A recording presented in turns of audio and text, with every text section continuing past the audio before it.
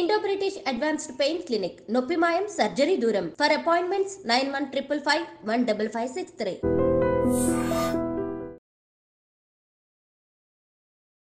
అందరికీ నమస్కారం. నేను స్వరూప పొట్లపల్లి. Welcome to I Dream. ఒకే జన్మలో రెండు జీవితాలను అనుభవించేవారు ట్రాన్స్జెండర్స్. అంకితా రాజ్ ఎపిసోడ్ తర్వాత అనేక ప్రశ్నలు తలెత్తుతున్నాయి. ముఖ్యంగా ట్రాన్స్జెండర్స్ ప్రేమ, పెళ్లి, ఇతర రిలేషన్స్ మీద పెద్ద చర్చ జరుగుతోంది.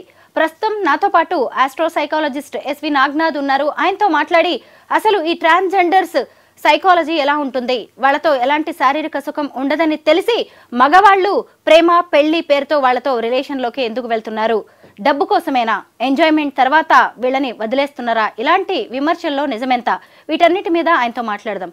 నమస్తే నాగ్నాథ్ గారు.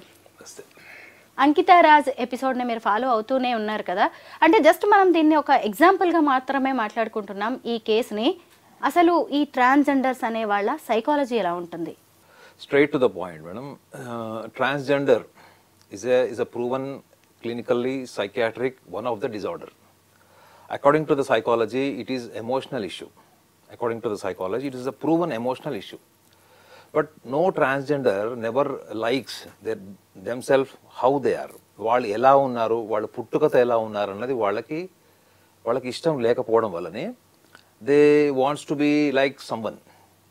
ఇప్పుడు నేనులాగా ఉండాను, నాకు జన్మత నాకు ఒక జెండర్ ఉంది, సో నాకు దానికి తగ్గట్టు భావోద్వేగాలు, ఆలోచనలు, నాకు ఉండేటువంటి చిన్నప్పటి నుంచి ఉండే కోరికలు అందరికీ సర్వసాధారణంగా అందరికి మీకు నాకు ఉన్నట్టు అందరికీ ఉంటాయి. బట్ ఇక్కడ ప్రాబ్లం ఏమొస్తుందంటే వాళ్ళు ఫస్ట్ ట్రాన్స్జెండర్గా వాళ్ళు ఎమోషనల్గా అడాప్ట్ అయిపోతారు madam. First you have to understand transgendership is emotional. It is more of emotional and kind of psychological. ఒక రకంగా చెప్పాలంటే gender almost like it is a gender identity disorder అంటారు madam. It is called as a gender identity disorder. ఈ gender identity డిజార్డర్లో మీరు పెక్యులియర్గా చూస్తే వాళ్ళకి majority of the psychological issues are more related to the sociologically. అంటే sociologically they are not contented. వాళ్ళ సభ్య సమాజంలో తిరిగేటప్పుడు వాళ్ళకు ఒక కైండ్ ఆఫ్ స్టిగ్మా, ఒక సోషల్లీ వాళ్ళకు ఒక కన్జర్వేటివ్నెస్ ఉంటుంది. బికాజ్ 10 మందిలోకి వాళ్ళు వెళ్ళినప్పుడు 10 మంది అన్ని పనులు ఆపేసుకొని వాళ్ళని చూస్తారు. పక్క మీరు రైల్వే స్టేషన్కి వెళ్ళండి, బస్ స్టాప్కి వెళ్ళండి, మాల్స్కి వెళ్ళండి, ఎక్కడికైనా వెళ్ళండి, they will become the centre of attraction. So వాళ్ళు దాన్ని నిజంగా ఎంజాయ్ చేస్తారా? వాళ్ళకి ఎంతో అంత సెల్ఫ్ కాన్షియస్నెస్ ఉంటుంది. బికాజ్ వాళ్ళకంటూ ఒక నలుగురుంటే ఉండే కంఫర్ట్ వాళ్ళు ఒక్కళ్ళు ఇద్దరు ఉన్నప్పుడు వాళ్ళకు ఉండదు. Unless until they associate with the group wear ever they go. ఇంకొకటి ఏంటంటే వాళ్ళకి ఎమోషనల్ ఇష్యూస్ కూడా చాలా ఉంటాయి. మీరు అన్నారు చూడండి ఇందాక, వాళ్ళు ఎందుకు రిలేషన్స్ ఫామ్ చేసుకుంటారు, ఎందుకు వీళ్ళు నమ్ముకున్న వాళ్ళని వదిలేస్తారు. సో అక్కడ ఏమైపోతుంది అంటే they will become very unstable, emotionally unstable people అయిపోతారు. వాళ్ళు హైపర్ సెన్సిటివిటీ పెరిగిపోతుంది. వాళ్ళు బయట సమాజానికి ఎంత డెకరేషన్ చేసుకొని, ఎంత అందంగా ఉన్నా, ఎంత వాళ్ళు మేకప్ వేసుకున్నా, ఎటువంటి వస్త్రధారణ చేసినా కానీ వాళ్ళు ఎండ్ ఆఫ్ ద డే ఇంటికి వెళ్ళినప్పుడు మాత్రం వాళ్ళకి డెఫినెట్లీ సభ్య సమాజంలో వాళ్ళు కోరుకున్నటువంటి వాళ్ళ ఎమోషనల్ స్టేట్ ఆఫ్ బాండేజెస్ వాళ్ళకి వేరే వాళ్ళతోని కాన్ఫిడెంట్గా ఉండవు. సో దానివల్ల వాళ్ళు ఏం కోల్పోతారు, వాళ్ళు లోన్లీనెస్ స్టార్ట్ అవుతుంది వాళ్ళకి. వాళ్ళు ఎక్కడికి వెళ్ళినా, ఎన్ని లైఫ్లో ఎన్ని ఎక్స్పీరియన్సెస్ అయినా కానీ వాళ్ళని సభ్య సమాజంలో మాస్కులైన్ జెండర్, ఫెమినైన్ జెండర్ లాగా వాళ్ళని ట్రీట్ చేయకపోవడం వల్ల, though they confess themselves as a female or a male after change of this gendership, కానీ వాళ్ళకి ఎమోషనల్లీ ఒక ఇన్సెక్యూరిటీ సభ్య సమాజం నుంచి, ఎన్విరాన్మెంట్ నుంచి విపరీతంగా వాళ్ళ మీద ప్రభావం ఉంటుంది. రెండో ఆస్పెక్ట్ ఏంటంటే వాళ్ళు ఒక్కసారి ఇంటికి వెళ్ళిన తర్వాత, ఇప్పుడు సైకాలజీ అంతా ఏం చెప్తుందంటే నువ్వు సభ్య సమాజంలో ఉన్నప్పుడు నీకంటూ ఒక వ్యక్తిత్వం, అంటే నీకంటూ ఒక పర్సనాలిటీ ఉంటుంది. ఆ పర్సనాలిటీని నువ్వు 10 మందికి చూపించుకోవడానికి, 10 మందితో మేనేజ్ చేసుకోవడానికో, లేకపోతే నీకు లైక్ మైండెడ్ సొసైటీతో నువ్వు మాట్లాడుతూ ఏదో ఒక రకంగా కాలం గడిపేస్తావు. కానీ what happens when you go home and when you are sleeping? నువ్వు ఒక్కడే ఉంటావు. నువ్వు పడుకునేటప్పుడు నువ్వు ఒక్కడే ఉంటావు.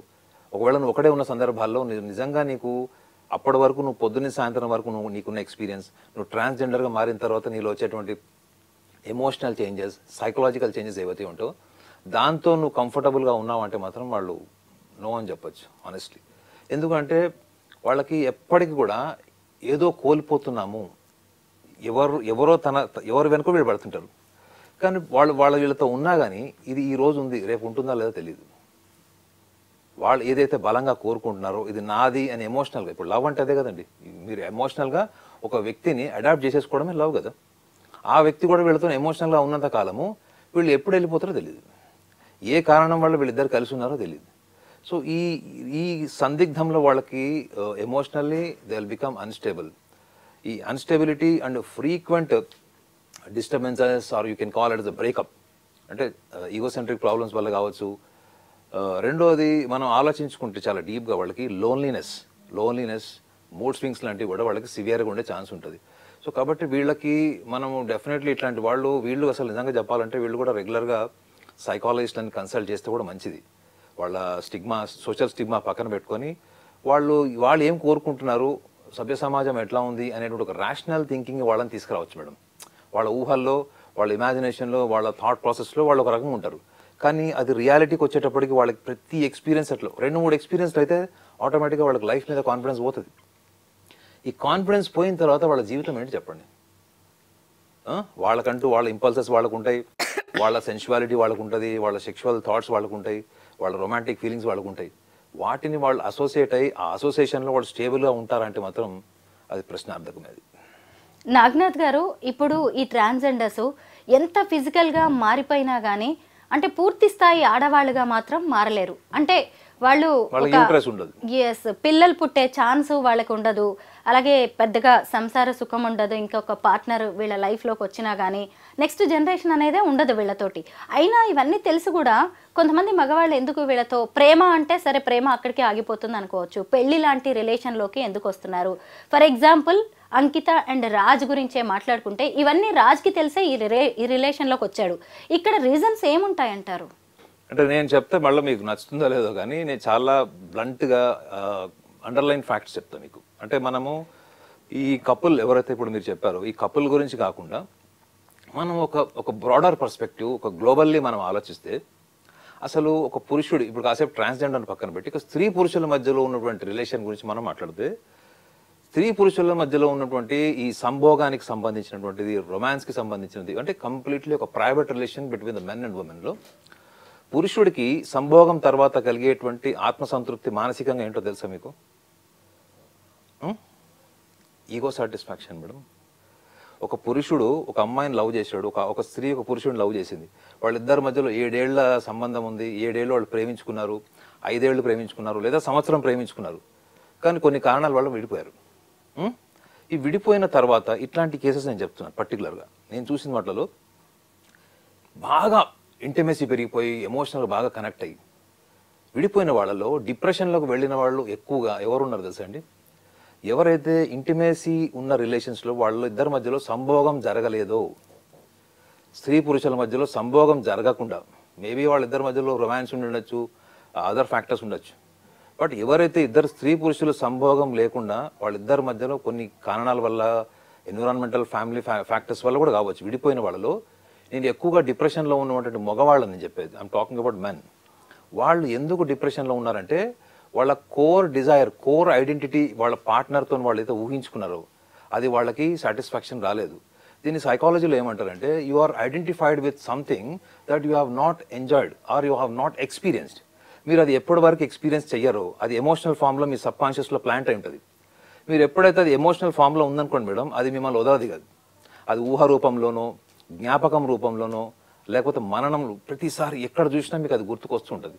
నేను మీ ఎగ్జాంపుల్ ఎందుకు చెప్తున్నానంటే ఒక స్త్రీ నుంచి పురుషుడు ఏం ఎక్స్పెక్ట్ చేస్తాడు బ్లంట్గా అంటే 10 మందిలో 6 మీరు కేటగరైజ్ చేయండి. ఇవన్నీ నేను మగవాడిగా చెప్తున్నాను.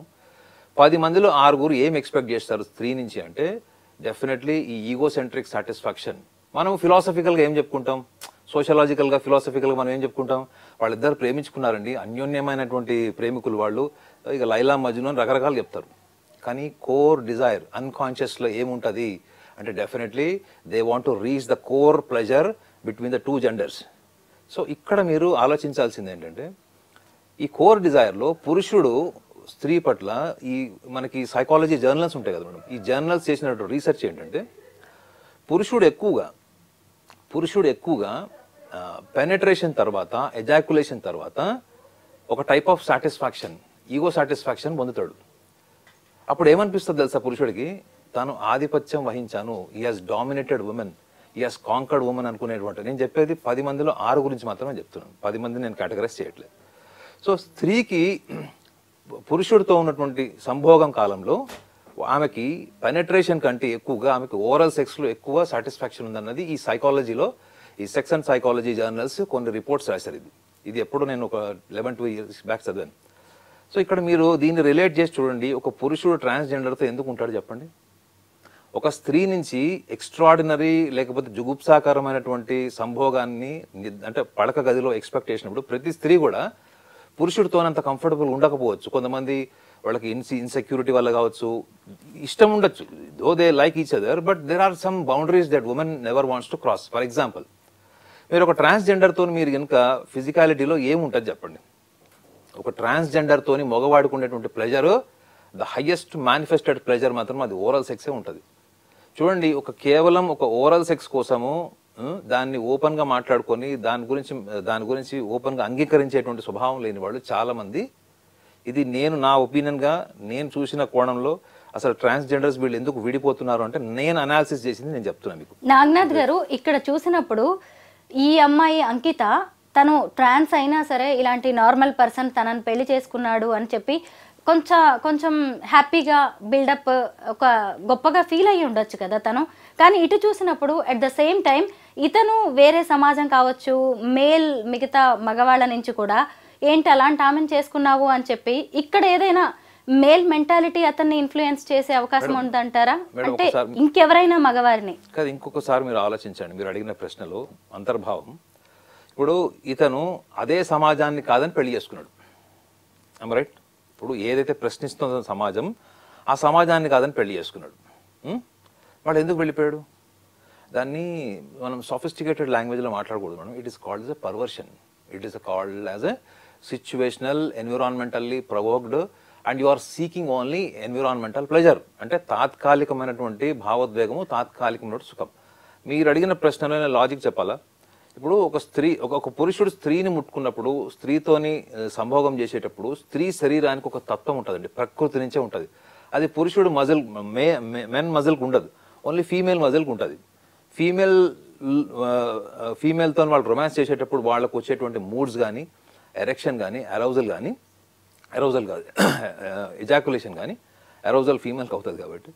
సో ఇది వాళ్ళు పురుషుడితోని నిజంగా చెప్పండి, వాళ్ళు పురుషుడిని హక్ చేసుకున్న, అంటే ట్రాన్స్జెండర్ని వాళ్ళు హక్ చేసుకున్న, రొమాన్స్ చేసిన, వాళ్ళు ముట్టుకున్న, ఇది కేవలము ప్రతి మనిషిలో ఎంతో అంత సెక్షువల్ పర్వర్షన్ ఉంటుంది మేడం. ఇది సైంటిఫికల్లీ కూడా ఈజ్ అ ప్రూవన్, జర్నల్స్ చాలా కూడా ప్రూవ్ చేశారు. కానీ చాలా మంది సభ్య సమాజానికి భయపడి, ఇప్పుడు మీరు అన్నారు చూడండి, వాళ్ళ సమాజం అతన్ని క్వశ్చన్ వేసిందేమో, ఎందుకు పోయావరా మళ్ళా, నీకు బుద్ధి లేదా అని తిట్టిందో, గిల్ట్ క్రియేట్ చేసిందో, లేకపోతే సమాజం అబండన్ చేసిందో తెలియదు. ఏదో ఒక ఫ్యాక్టర్ వల్ల వాళ్ళు విడిపోయారు అన్నప్పుడు నా అనాలిసిస్ ఏంటంటే, ఇతను ఆ సమాజాన్ని ఎదుర్కొని పెళ్లి చేసుకున్నాడు, ఆ సమాజాన్ని ఎదిరించాడు. కానీ వీళ్ళిద్దరి మధ్యలో జరిగినటువంటి ఈగోసెంట్రిక్ ప్రాబ్లమ్స్, సుపీరియారిటీస్, ఇన్ఫీరియారిటీస్, లేదా ఈ ట్రాన్స్జెండర్ వల్ల ఏదైనా ఫైనాన్షియల్ బెనిఫిట్స్ ఏమన్నా పొందాడా? ఈ ట్రాన్స్జెండర్స్ జనరల్గా పాపం వాళ్ళ దగ్గర కూడా డబ్బులు తీసుకుంటున్నారంటే ఈ మగవాళ్ళు అసలు నిజంగా వాళ్ళంత దౌర్భాగ్యులు సమాజం నుంచే ఎలిమినేట్ చేయాలంటండి. వాళ్ళు ఎలా సంపాదిస్తారో మీకు కూడా తెలుసు, పాపం రోడ్ల మీద నుంచొని ఎక్కడ సంపాదిస్తారో తెలుసు వాళ్ళు అవన్నీ సంపాదించిన దాని వెనుక భావోద్వేగం ఏంటి? తనకు ఒక కంపానియన్షిప్ ఉంది, రిలేషన్ ఉంది. సో ఈ రిలేషన్కి ఎస్టాబ్లిష్ చేసుకోవడం కోసం, ఒకవేళ కంపానియన్షిప్ ఉన్నవాడు అతనికి కూడా ఇన్కమ్ సోర్స్ ఉంది, అతను కూడా ఈ అమ్మాయిని ట్రాన్స్జెండర్ని బాగా చూసుకుంటున్నాడు అంటే అది ఓకే. కానీ అక్కడ ఏం జరుగుతుంది, చాలా సందర్భాల్లో ట్రాన్స్జెండర్స్ సంపాదించిన డబ్బులు తీసుకొని పారిపోయిన మగవాళ్ళు ఎక్కువ ఉన్నారు. మరి ఇంత చీటింగ్ జరుగుతున్నప్పుడు మనం అందులో అర్థం చేసుకుని ట్రాన్స్జెండర్స్ లాంటి వాళ్ళకి మనం ఇవ్వాల్సిన మెసేజ్ ఏంటంటే, ఈ 10 మందిలో 6 మగవాళ్ళు ఎవరైతే మీతో ఉంటున్నారో, 6 నెలలు, సంవత్సరం, 4 ఏళ్ల తర్వాత వెళ్ళిపోతున్నారు, వీళ్ళందరికి కావాల్సింది ఏంటి మీ నుంచి? ఒక ఎమోషనల్ బాండేజా మేడం? ఎమోషనల్ బాండేజ్ అంటే మీరు సభ్య సమాజాన్ని ఎదుర్కొనే విల్ పవర్ ఉంటే మీకు ఎమోషన్ ఉంటుంది. You are emotionally not just connected to a transgender, even you are emotionally strong, prepared to face the consequences. You have to face your own family. మీ కుటుంబం ఒప్పుకుంటుందండి? ఒక ట్రాన్స్జెండర్ పెళ్లి చేసుకుంటే మీ ఇంట్లో చెల్లెళ్ళు, అక్కలు ఉంటారు, వాళ్ళ పెళ్ళిళ్ళు కాదు, వీళ్ళతో పర్వర్టెడ్ ఫ్యామిలీ అని వాళ్ళ పెళ్ళిళ్ళు కూడా కావాలనేటువంటి స్థాయికి మన సమాజం ఆలోచిస్తుంది, ఒక కమ్యూనిటీ ఆలోచిస్తుంది, ఒక రిలీజన్ ఆలోచిస్తుంది. కొన్ని రిలీజన్స్లో అయితే అసలు అది అబెండన్, అది హోమోసెక్షువాలిటీ కానీ ట్రాన్స్జెండర్ రిలేషన్ కానీ అది అబెండన్ అక్కడ వాళ్ళు. కానీ ఇది ఎందుకు ఇక్కడ జరుగుతుంది అంటే, నా అనాలిసిస్ ప్రకారం చెప్తున్నా మేడం, 10 మందిలో 6 they want to experiment sex in a different ways.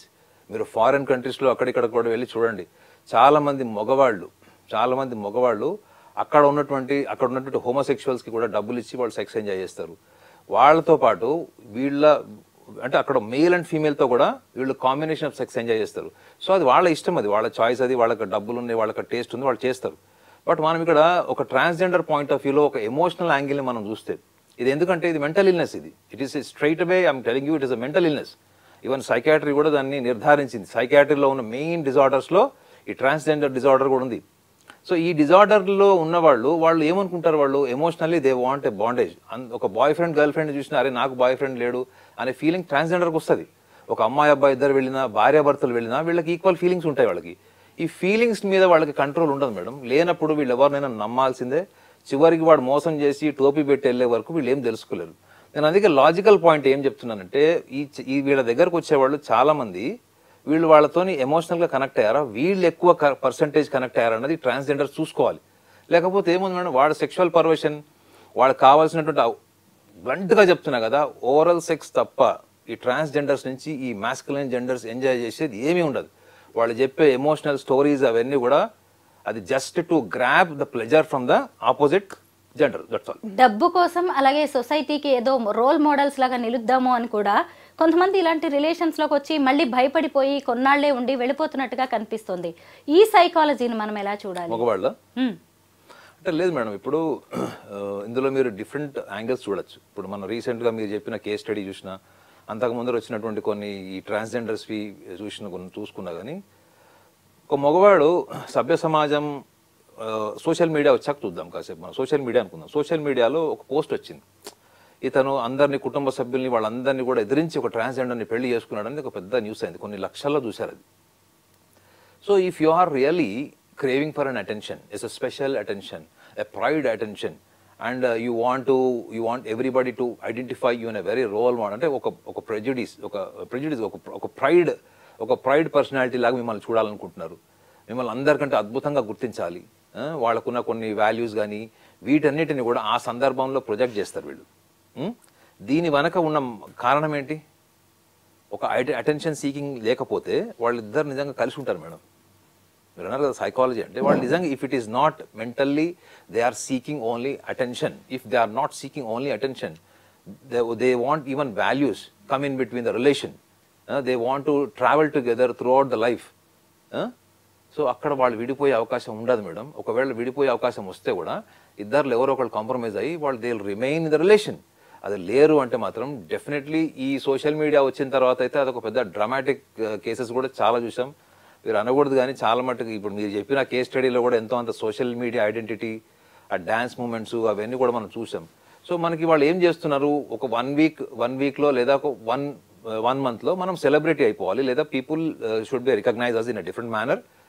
After 1 month, 2 months, we get into the quarrel, we fight on the streets, and whatever it happens, no matter whether I am recognized or not, in any form, in a positive manner or a negative manner, am I identified or not by the social media? So, ఇటువంటి mind set ఉన్న వాళ్ళు ఇందులో లేరని మీరు అనుకుంటున్నారా? So ఇది కేవలం just to become popular, identified person and socially recognized. వీళ్ళకి ఏదో పెద్ద ఫస్ట్లో పెళ్లి చేసుకోగానే సోషల్ మీడియా అంతా ఆహా ఊహో అని పొగిడి దానిలో రకరకాలుగా ఇది చేస్తారు, కొన్ని వందల సైట్లు వచ్చేస్తుంది. But what happens after 1 year? ఈ 1 yearలో తర్వాత ఏమొస్తుంది? ఇప్పుడు మీరే మాట్లాడుతున్నారు చూడండి, 1 year ముందు చాలా అద్భుతమైనటువంటి కళలు చూపించిన వాళ్ళు ఇప్పుడు ఎందుకు విడిపోయారు అంటే, ఈ 1 yearలో వాళ్ళు ఎవరు అంతకు ముందర వాళ్ళు కనుక పెళ్లి చేసుకుని లైమ్ లైట్లోకి రాకపోయింటి వాళ్ళు మీరు చర్చ పెట్టేవాళ్ళు వాళ్ళ గురించి. Now they have become a socially identified people. They have become a content to discuss on anything. So అందుకే మన స్టాండ్ పాయింట్ ఏంటంటే, ఇటువంటి సైకలాజికల్ డైమెన్షన్స్లో వీళ్ళకి మెంటల్ ఇల్నెస్ కింద చూపించే చాలా విషయాల్ని సభ్య సమాజంలో ఏమనుకుంటున్నారు, ఒక ట్రాన్స్జెండర్ ఇట్లా చేశాడు, ఒక ట్రాన్స్జెండర్ అట్లా చేశారు, వీళ్ళు కలిసి ఉన్నారు, పెళ్లి చేసుకున్నారు. వీటన్నిటి వెనుక ఒక ట్రాన్స్జెండర్ పాయింట్ ఆఫ్ వ్యూ నేను చెప్పట్లే కానీ, వాళ్ళ జీవితంలోకి ఎవరైనా వచ్చి నేను నీ జీవితాన్ని మారుస్తాను, నీకు ఒక లైఫ్ ఇస్తాను, మనం కలిసి ఉందామని చెప్తారు చూడండి, వాళ్ళల్లో మీరు చూసుకోవాల్సింది ఫస్ట్ 90% మీరు sexual perversion, or else they want to use you as a transgender to be identified in social media. This is what is my straight line statement. Naganath గారు, మామూలుగా హార్మోనల్ చేంజెస్ అనేవి మన సైకలాజికల్గా మన మీద చాలా ఎఫెక్ట్ చూపిస్తూ ఉంటాయి. అయితే ఈ ట్రాన్స్జెండర్స్ మారిపోతూ ఉంటారు కదా, అబ్బాయిలుగా ఉండి అమ్మాయిలుగా మారేవాళ్ళు, వాళ్ళకు కూడా హార్మోనల్ ఇంజెక్షన్స్ చాలా ఇస్తూ ఉంటారు. అలాంటి వాళ్ళ మెంటల్ కండిషన్ ఖచ్చితంగా వేరే వాళ్ళకంటే కూడా డిఫరెంట్గా ఉంటుంది కదా. అంటే ఫస్ట్ మీరు అర్థం చేసుకోవాల్సింది ఏంటంటే ఇది హార్మోనల్ కింది కన్నా it more emotional madam, more emotional, psychological and emotional. So ఎందుకంటే మనకి ఈస్ట్రోజన్ హార్మోన్స్ గురించి చెప్తారు, ఎక్సెసివ్ ఈస్ట్రోజన్ హార్మోన్స్ మనకి ఫీమేల్ ఎక్కువ ఉంటాయి. సో ఇక్కడ మనం అర్థం చేసుకోవాల్సింది ఏంటంటే వీళ్ళు బాడీ ట్రాన్స్ఫర్మేషన్ అంటే కంప్లీట్గా వీళ్ళ శరీరంలో ఆర్గన్స్ అంటే వాళ్ళు మగవాళ్ళు ఆడవాళ్ళగా మారితే ఫీమేల్ అపియరెన్స్ కోసం వాళ్ళు రకరకాల ట్రీట్మెంట్స్ చేయించుకుంటారు.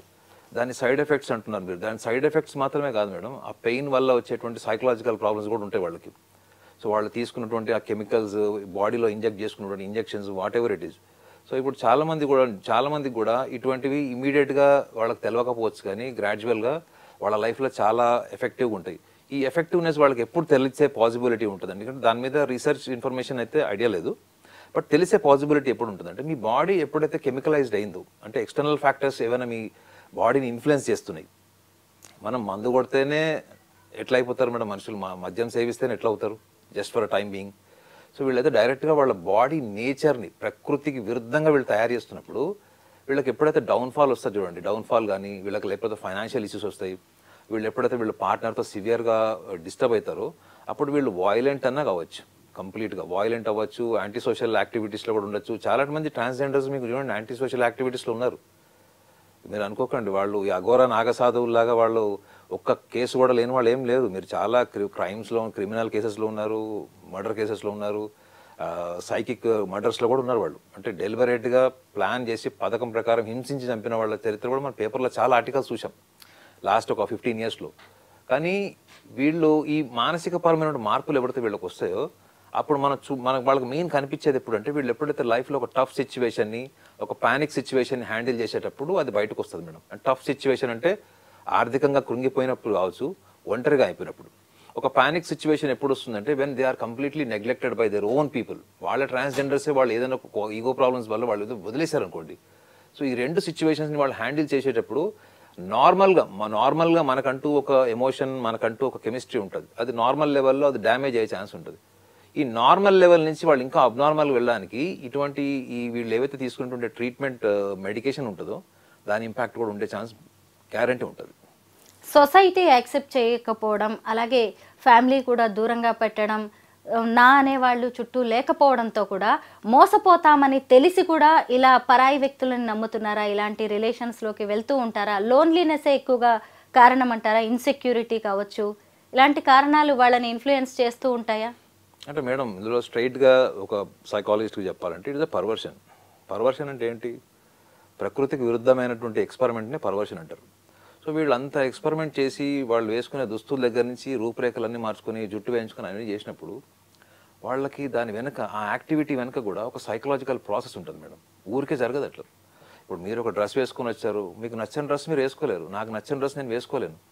If you are forced to, మీరు కంపల్సివ్ స్టేజ్లో మీరు తప్పకుండా వేసుకోవాల్సి వచ్చినప్పుడు మీ బాడీ కంఫర్ట్ ఉండదు మేడం. మీరు కూర్చున్న సోఫాలో మీరు కంఫర్ట్ ఉన్నారో లేదో, నేనైతే కంఫర్టో లేదు.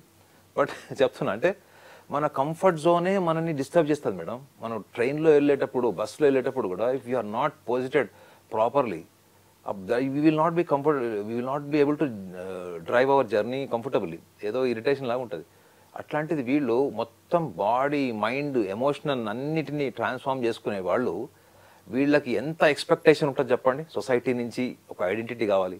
ఇప్పుడు చూడండి ట్రాన్స్జెండర్స్ ఎక్కడో అక్కడ వాళ్ళు అడుగుతుంటారు, వాళ్ళు డిమాండ్ చేస్తారు డబ్బులు. సో అవతల వాళ్ళు తిట్టే బూతులు ఎట్లుంటాయి? ఒక బూత్ పదంతో తిడతారు వీళ్ళని, ట్రాన్స్జెండర్స్ని ఒక బూత్ పదంతో తిడతారు.